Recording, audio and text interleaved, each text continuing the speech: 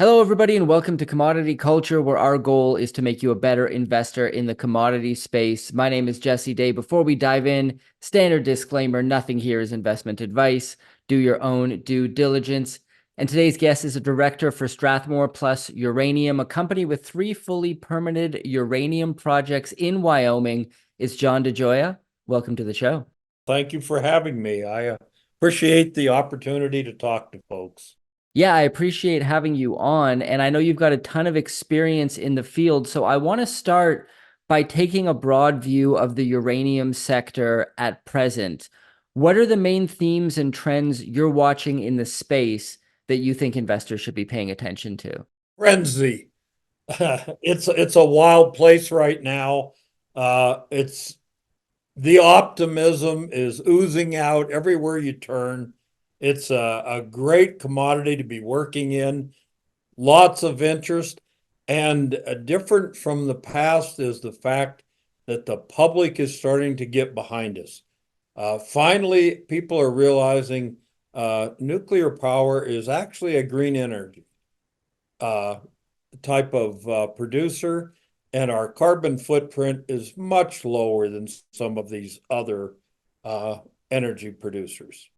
Yeah, that's absolutely true, especially when you consider, even with so-called renewable energy, a lot of the inputs required to create those energy sources. Also, solar farms and windmills only last for so long as well. That all needs to be replaced. I think nuclear is probably the cleanest and greenest, at least baseload source of energy out there. We've had what some are calling big news, and that is that the US seems to be moving forward with a ban on Russian sourced uranium, and now just requiring the president's signature to move forward. Do you think this is a major catalyst? Is this just icing on the cake? And how do you think this will impact the industry? Does this also kind of lead to more of a tailwind for companies like Strathmore being located in the US? Potentially there could be a push for more domestically sourced uranium moving forward. As far as being located in the US and in Wyoming in particular, this can't hurt anyone. It's good for the world, it's good for our country. As most folks know, the US is a stable force for the most part. We've had our problems, but being located in the US, we look at the stability and how other countries treat the rest of the world. And the things that have been going on, outlawing Russian uranium imports will be a big step. The uranium still has to come from somewhere, so I would not be at all surprised to see an intertwined response here to another question that I expect you'll talk about in a little bit, and I won't get into it right now, but if you don't talk about it, I'll be disappointed. We'll see where we go on that, but it's going to have a big impact. I expect that the optimism in the uranium industry, the explorers, is just going to increase because of this. We saw some support for uranium specifically with the strategic uranium reserve, where the US government actually purchased some pounds off of local producers. Some are speculating whether that was a one-time deal or whether that could continue. When you look at the landscape of potential US government support for the industry, how do you see things playing out? With our impetus towards green energy, uh, I truly believe we'll see a resurgence of the nuclear industry field and an acceptance by the public. I completely agree with you there. I mentioned at the top of the show a little bit about your experience in the industry. Could you expand on that for us?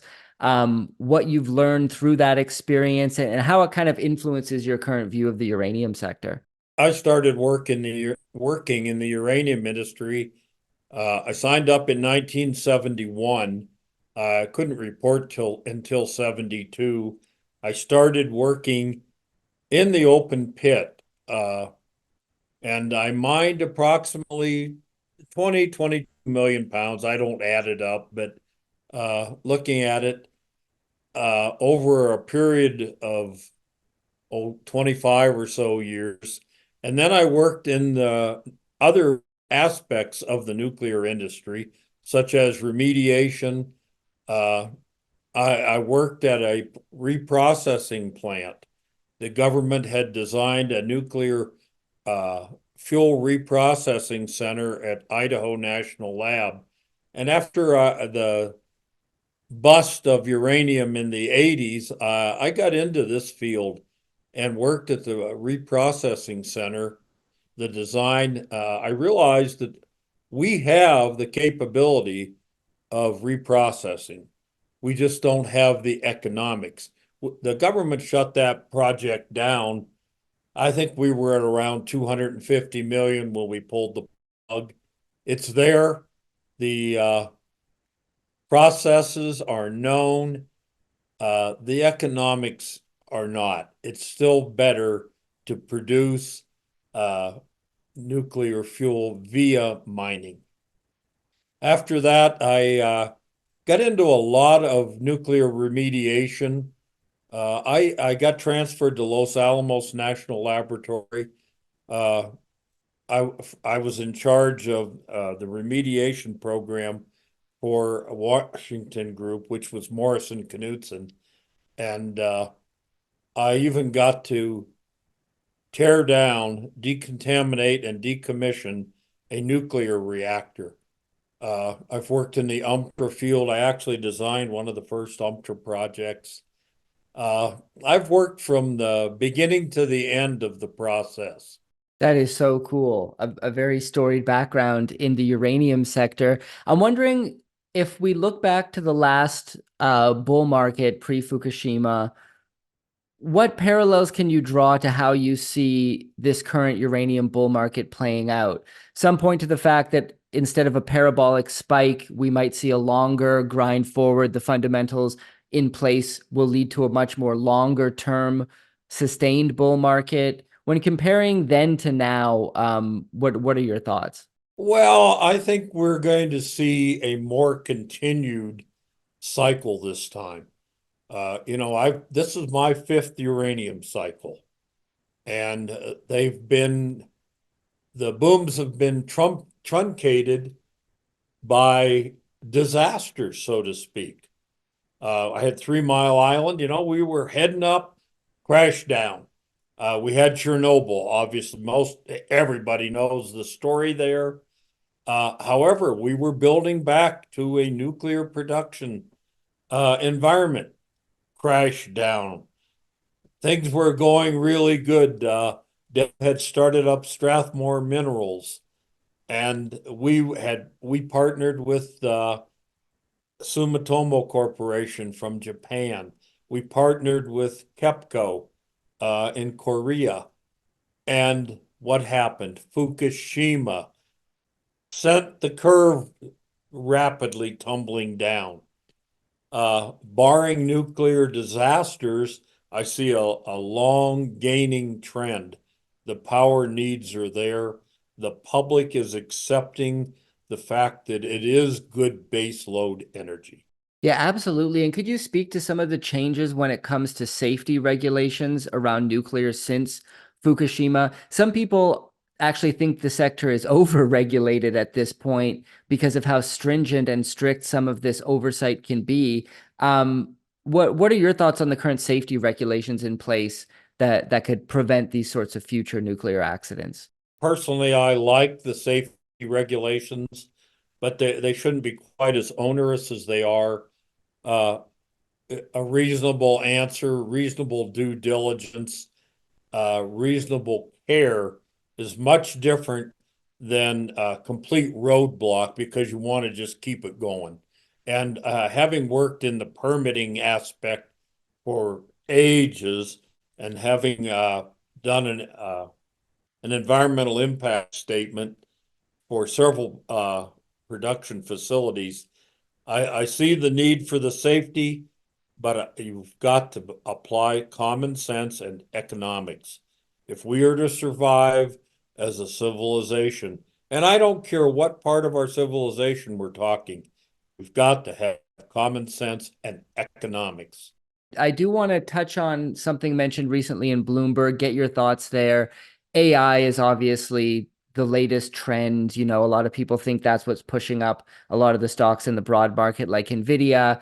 AI is definitely here to stay, much like the internet was. Whether those stocks remain at such lofty valuations remains to be seen. However, there is a lot of people pointing to the fact that the amount of energy that AI technology requires is extraordinarily high. So I want to get your thoughts on this story from Bloomberg. Here's a quote. Data center developers in Northern Virginia are asking utility Dominion Energy Incorporated for as much power as several nuclear reactors can generate in the latest sign of how artificial intelligence is helping drive up electricity demand. This also follows news of Amazon Web Services setting up a data center powered directly by a nuclear power plant.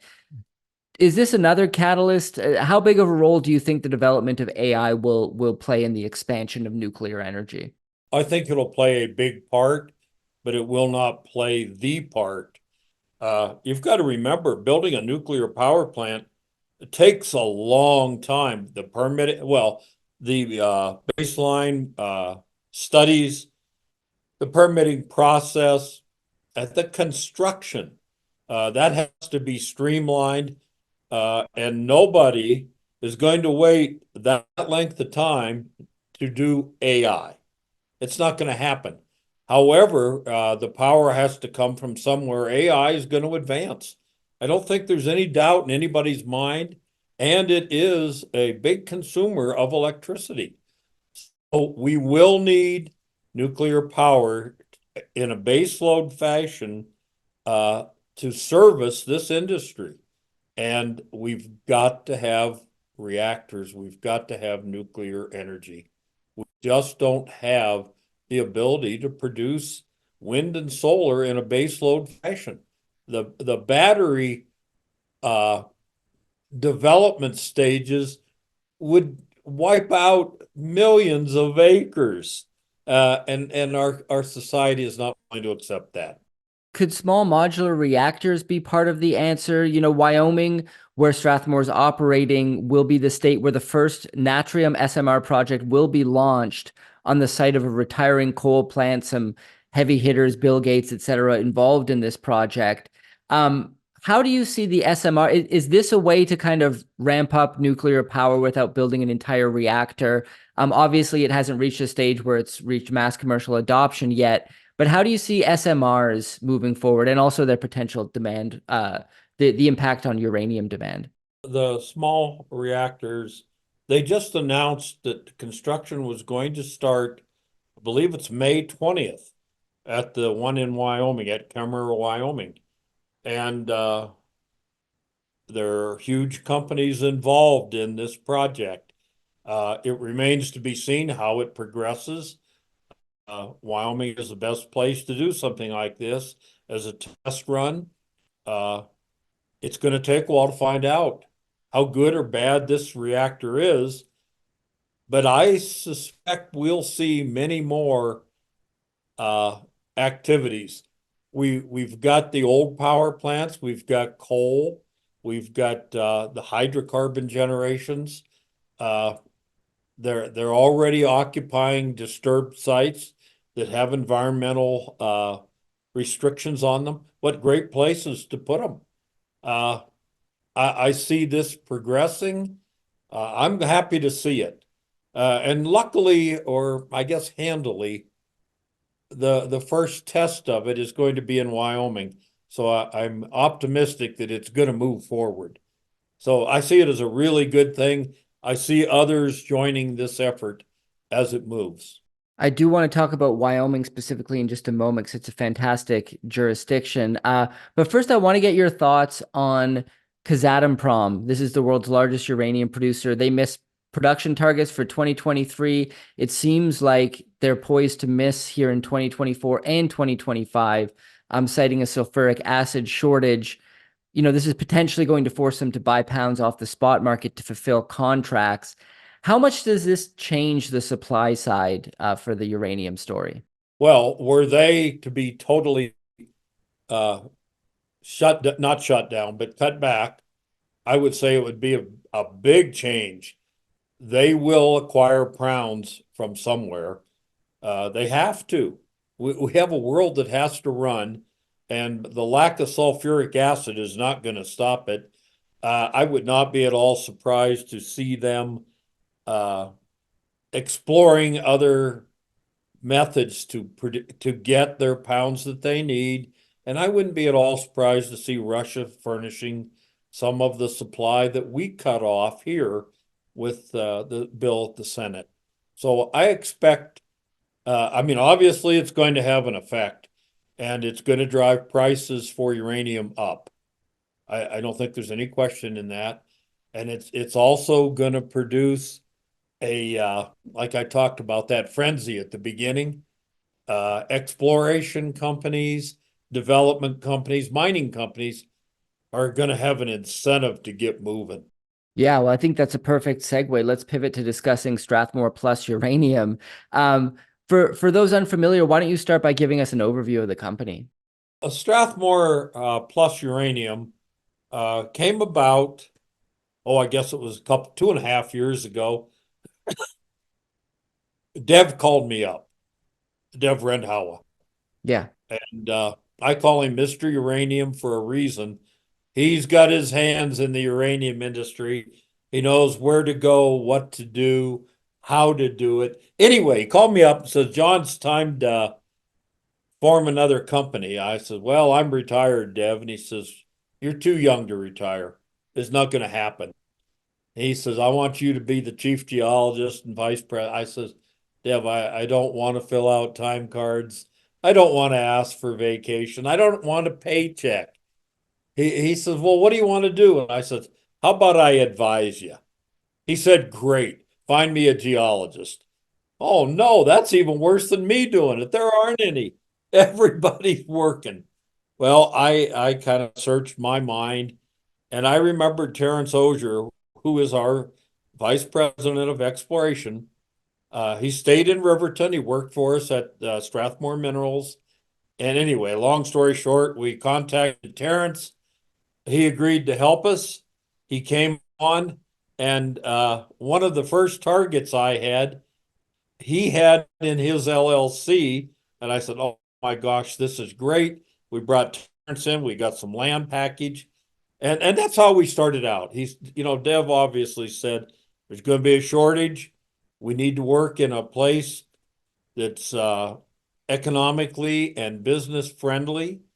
Uh, and then he said, we have to supply dependable pounds and we don't want to buy them. John, we need more than one property. Well, okay, I thought about it a little bit. Terrence went out and staked one of our old things, the agate property.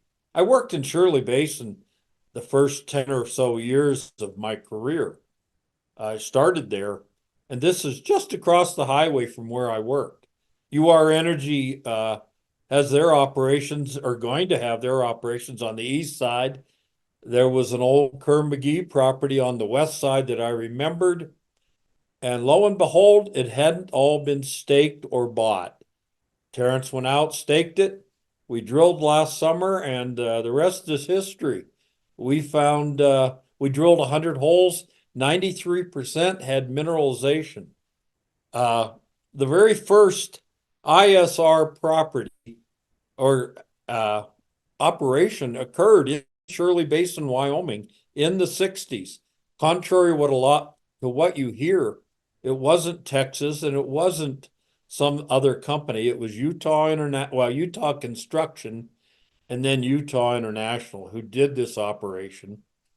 I was fortunate partway through the mining of the pit there, we excavated a previous solution mined area, ISR area. So for 2 years, I actually worked in the pit excavating previously solution mined material. And then we found another property that I remembered. I talked to the old gentleman that owned it, helped him get his drill rig to it up at Night Owl. So, and it was a former producer. I didn't realize that. I never got into talking to him about what he had done with it. But anyway, we now had three properties, two suitable for ISR, which was our charter. We wanted ISR properties in Wyoming. So we now had two properties. Our Beaver Rim property was an old Strathmore property, and Terrence had found stacked roll fronts on that property 15 years ago, 12 years ago, when we had it as Strathmore. So we're very optimistic about that. Agate, like I said, it's less than 150 feet deep. Imagine the economics. We're doing ISR work 3, 4, 500 feet, 600 feet.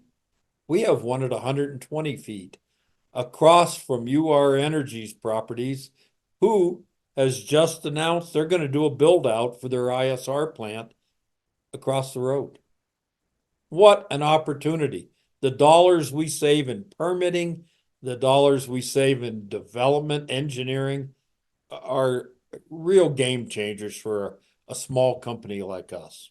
Great overview. Could you maybe highlight some of the plans that investors should be paying attention to that the company has for the remainder of this year and moving forward? What are some of the main catalysts that people should be looking out for when it comes to Strathmore?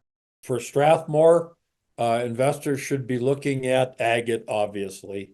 We need to develop the drilling program on the rest of agate. We need to get to an area that will define a resource eventually.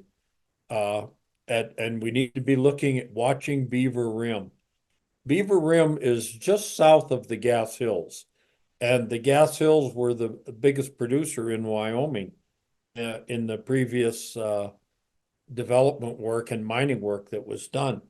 I worked for Federal American, which was located immediately north of our Beaver Rim properties, and we had a shaft in that area, which I actually got down and sampled ore when I worked there. I was chief geologist there. And Cameco now has that whole area permitted for an ISR operation. This is where Beaver Rim is where the mineralizing solutions for the Gas Hills moved.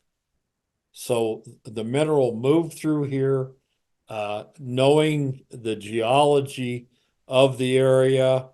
I worked just feet north of there, and we were planning on mining, is a tremendous indicator to me that you ought to watch this property. And when it comes to Wyoming itself, I wanted to touch on that jurisdiction, potentially the best mining jurisdiction in the US. You mentioned UR Energy being there, Energy Fuels obviously having properties there. How has your experience been operating in Wyoming as a jurisdiction, your relationship with the local government and things like that? I'm getting past the point where I used to go out and have a cocktail with the local government. I'm getting pretty old. We've all retired. However, I know the process. I know the children of the people I used to play with. It's a good environment. It's more like a small town. I went to school and roomed with the gentleman that used to be the director of the Wyoming Mining Association. I know it intimately. I lived there for years and years. It's business friendly. As long as you're environmentally responsible, it's a good place to do business.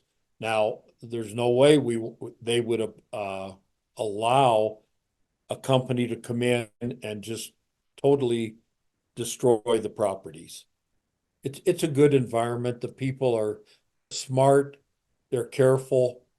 I don't want to use the word conservative, but they understand we all have to work, and they understand we have to be responsible about our work. And so you're a director for the company, but you bring a ton of experience when it comes to geology. How are you able to apply your background and your experience specifically to the projects at Strathmore? Well, specifically, I've worked on all of them. I don't know how else to talk about it except that I've worked in these areas. I've produced ore within feet of these claims that we have. I know what the ore looks like. I know what the stratigraphy looks like. I know how the ore functions. I know what happens.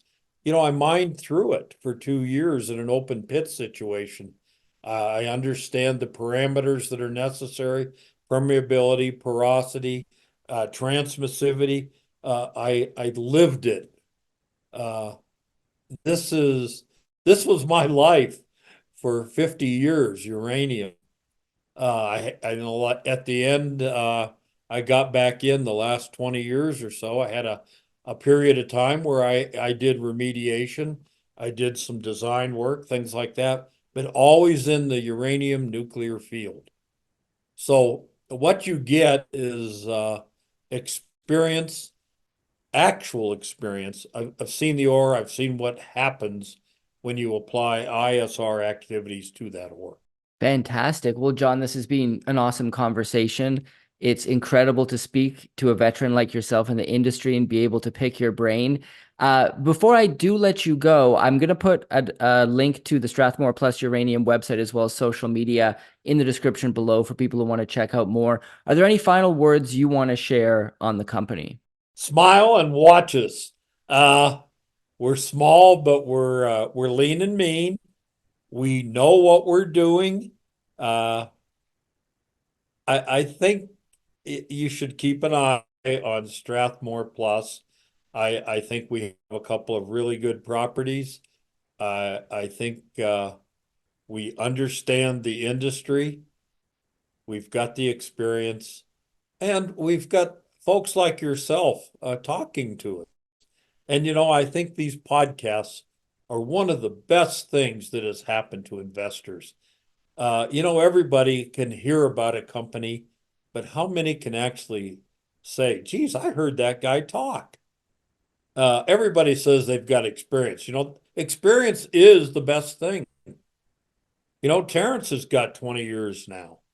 And when I first met Terrence, he didn't have any experience.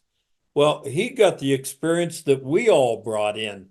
We had a tremendous cadre of properties, and he got to see and be involved in all of those. We took Honda property in New Mexico. I was the manager of that, as well as being senior vice president, from a drill hole project to a draft environmental impact statement. And then we divested. Things went bad, and Fukushima happened. Watch the cycles. That's another thing. Watch the cycles. We had these precipitous drops in the past. Hopefully that does not happen again. I'm very optimistic. The key word, enthusiasm, optimism. Check the companies that you're interested in. See if they have enthusiasm and optimism. I love it. Well, thank you so much, John, once again for coming on the show and sharing your knowledge with the audience. I appreciated it. Like I said, I love these podcasts. Commodity Culture is a series on commodities and natural resources. If you would like to see more, be sure to subscribe and hit the bell notification so you're always up to date with the latest episodes.